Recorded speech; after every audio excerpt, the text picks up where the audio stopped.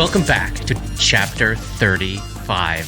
So, Ray has finished doing some healing in the hush as you're standing in that window, looking out over the north lawn of Briarstone Asylum. It does become easier to make out the sounds of this chanting. It's definitely Xandalus's voice, rasping out in the Kellish tongue, which is one of the main languages of the Kazmaran continent to the east and many regions in eastern Garund to the south, which both Dora and Gull learn they are fluent in. We managed to get in the last chapter here every single person's language that they knew before they woke up. Many. Yes.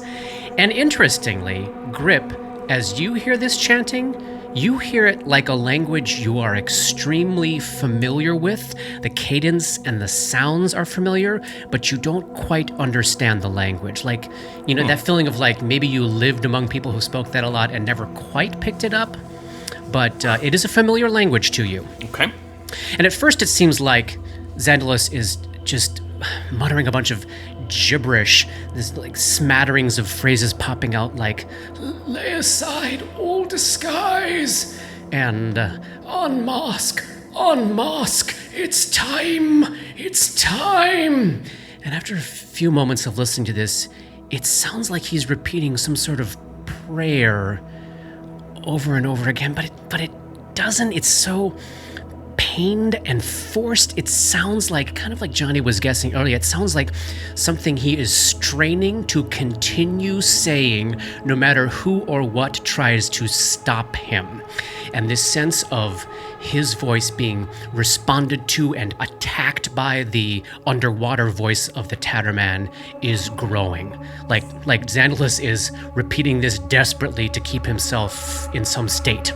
Is there any check to be made in terms of recognizing what this is? No. Religion. Okay. Yeah. 16. 26. Johnny, also give me a knowledge local check. 27. From these first moments of exposure to the words he's using, it's striking Ray like it might be a prayer to Hastur. And it's striking King Gull. in yellow? Yes. And it's striking Gull like, for some reason, is that little bit that I just heard a line from a play? Like you've read about or somehow brushed up against some famous play that has some of the lines that he's saying right now. They did have that thing where they like to have very sort of out there... high cultural events. Yeah. Yeah. So he's saying something Hastur related very desperately, very quickly, in a very strained way. We gotta go. He doesn't sound like he's gonna last long. Last minute buffs and heading down the hallway. Yep. Bless. Protection from evil communal. Run through protection from evil communal for everybody. Resistance on Gull. On Gull, great. Every subject has a +2 deflection bonus to AC and +2 resistance bonus on saves. There's also... Against attacks made by evil creatures. Against attacks and effects made by evil creatures. That's any save? Or As long as it's coming from... Yeah. Okay. And it is a resistance bonus, so it won't stack with your cloak of resistance. So we it's have a plus +2 one net. instead of +1. So Exactly. it's +2. Okay, gotcha. There's also... Yeah, the rest of it I think we'll bring up if it applies. You're going to get protection from mental domination. You would get protection from summoned evil creatures. If those situations come up, we'll stop and revisit. Okay. But the +1 versus fear would stack with the +2 resistance versus saves from evil creatures. It's a different kind of bonus. Correct. So, Awesome. I am going to take my last extract, which is long arm. Ooh, nice. That gives you reach, right? Yep. Fantastic. How long does that last? It'll last for 3 minutes. Okay. What's the marching order now, going down the hallway? I say we just stay in the marching order. Same that we're marching in. order? Great. Gull, Grip, Ray, Dora. So you're making your way to the west down this hallway towards where the sound of the chanting is coming. And this is clearly a hallway directly above the kitchens down below. So this is that piece of the second floor that you saw that still looked whole. Although the lake side, the north side wall here does not look so very, very much whole. So you're passing through big, gaping, open spaces where stone has crumbled. There's like shattered pieces of old bedrooms and stuff in there. And then looking down, at the end of this hallway, there is a room. Looks like it comprised maybe at one time multiple sleeping chambers, sleeping cells. It all looks as though it could collapse at any second. There are pieces of walls still remaining, kind of separating this space into, looks like maybe 6 or 7 10 by 10 sleeping rooms. The walls, every single wall you can see, and as you hit the halfway point of this hallway, from that point on all the way through into the entirety of the next room, are covered in yellow parchment paper, covered in charcoal images and images in red paint, images of the Nightmare City you first saw when we began the campaign, images in red of these stelae. And the flickering of dozens of candles illuminates the artwork's maker, as you see Ulver Zandalis sitting on a pile of 3 mattresses. Gaunt. He's got a ponytail of long and exceptionally straight white hair. He's sitting cross-legged upon this pallet of piled mattresses. He's wearing multiple patient's gowns that have been shredded and stitched together very artistically to create a layered robe. His arms and much of his chest are exposed, revealing these lines of charcoal and yellow chalk that streak his flesh, the most prominent of which is this yellow flame upon his forehead. Resting in his lap is a really fine-looking mace.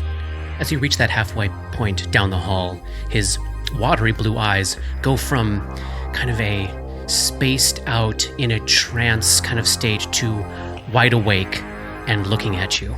And he stops repeating this series of lines over and over again, and he's staring at you. He's nodding his head. I can do it. I can do it. I can stay awake. I can stay awake forever. They taught me how. I can save you all. I can save all of you. I can do it. I can do it. I can stay awake. I can stay awake. He's just furiously nodding his head. Through the message, Dora says, "It would be a mercy." Ooh.